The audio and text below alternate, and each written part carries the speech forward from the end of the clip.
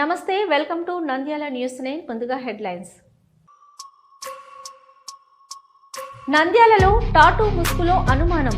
పులిగోర్లు కొనుగోలు చేసినట్లు అనుమానంతో కల్కి శశిని అదుపులోకి తీసుకున్న అటవీ శాఖ అధికారులు.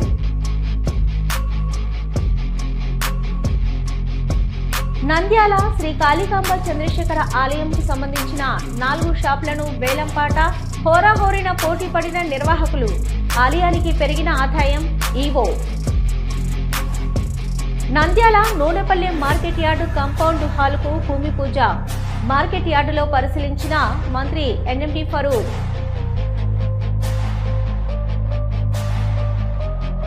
నంద్యాల హరిజనపేటలో 2 యువకులు దారుణ హత్య.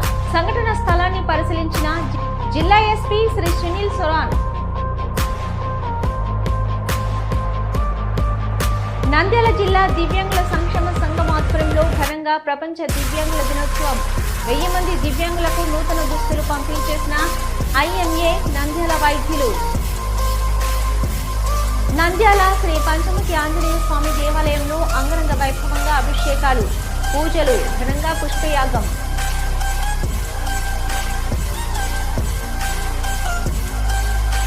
మదర్ తెరిసా స్కూల్స్తో సేవా కార్యక్రమాలు చేస్తున్న ప్రముఖ పారిశ్రామికవేత్త గోళ్ల రాజేష్. పేద మధ్యతరగతి ప్రజలకు లక్షల రూపాయల ఆర్థిక సహాయం. నంద్యాల శ్రీ షిరిడి సాయిబాబా ఆలయంలో 8వ వార్షికోత్సవ వేడుకలు. లక్ష్మీ గణపతి హోమం, సుదర్శన హోమాలు, పోటెత్తిన భక్తులు.